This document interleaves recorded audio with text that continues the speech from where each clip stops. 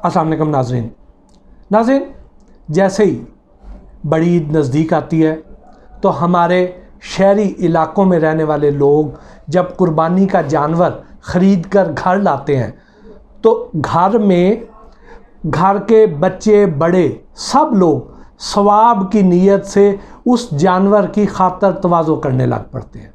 चूँकि हम लोग इन जानवरों को पालने के तौर तरीक़ों से पूरी तरह आगाह नहीं होते हैं।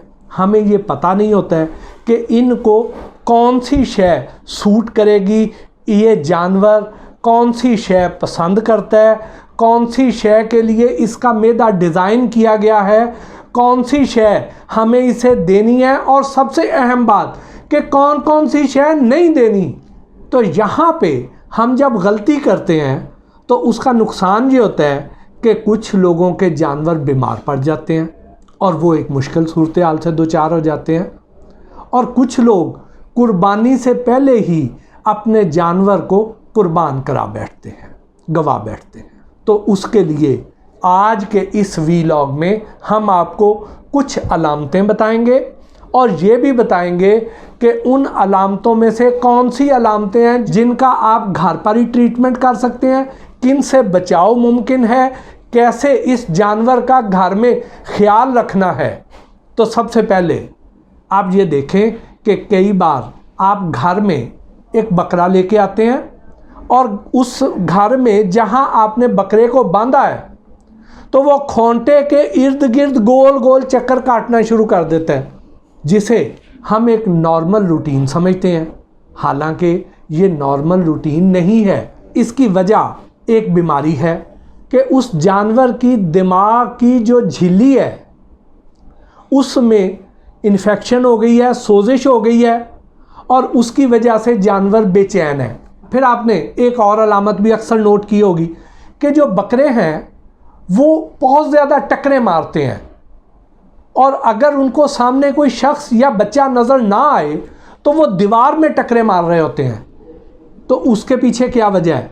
उसके पीछे उनका एंगर या गुस्सा नहीं है, उसके पीछे भी एक बीमारी है। वो बीमारी क्या है कि जिस जगह पर इन बकरों की परवरिश हुई है या मंडी में जो इन्होंने क़याम किया बकरों ने, तो उस क़याम के दौरान कुछ ऐसी मक्खियाँ होती हैं जो इनके नथनों में आके बैठती हैं और वहाँ पे अंडे दे देती हैं, और जब उनमें से बच्चे निकलते हैं तो वो मक्खियों के बच्चे नथनों के रास्ते दिमाग में ट्रैवल कर जाते हैं। अब उन्हें और निकलने का रास्ता नहीं आता। वो अंदर जब घूमते हैं तो उसकी वजह से बकरों को बेचैनी होती है और ये फिर टकरे मारते हैं। फिर आपने आम तौर पे नोट किया होगा कि ये जो छतरे हैं, जिसे हम मेल शीप भी कहते हैं, ये छतरे आम तौर पे टकरे मारते हैं। लेकिन अगर वो टकरे मारने के साथ साथ खा पी भी नहीं रहा और टकरे भी मार रहा है तो उसके पीछे भी एक वजह ये हो सकती है कि उसके दिमाग की झिल्ली में सोजिश थी। और अगर ये वाली अलामतें आपको नज़र आती हैं तो इसके लिए आपको फौरी तौर पर वेटनरी डॉक्टर से रुजू करना चाहिए, यानी जानवरों के डॉक्टर से रब्ता करना चाहिए और अपने जानवर का चेकअप करवाना चाहिए। और वो इसकी जो दवाइयाँ देंगे उससे एक हफ्ते में इनको आराम आ जाएगा। लेकिन वो जो हैवी डोज एंटीबायोटिक की देंगे उसके गोश्त में असरात जो हैं वो 2 हफ्ते तक रहते हैं, यानी 3 हफ्ते तक ये चलेगा। यानी 1 हफ्ता उसकी रिकवरी का और 2 हफ्ते उन दवाइयों का असर उस गोश्त में रहेगा, जिसकी वजह से जब आप वो गोश्त खाएंगे तो आपको आम एंटीबायोटिक उस तरीके से असर नहीं करेगी, क्योंकि आप उस एंटीबायोटिक के लिए रेजिस्टेंट हो जाएंगे। आपने देखा होगा कि कई बार आप कोई जानवर लेकर आए हैं और वो ना खाना खा रहा है ना पानी पी रहा है, वो बड़ा निढाल सा है, वो बिल्कुल खामोश बैठा है, कुछ नहीं कह रहा किसी को।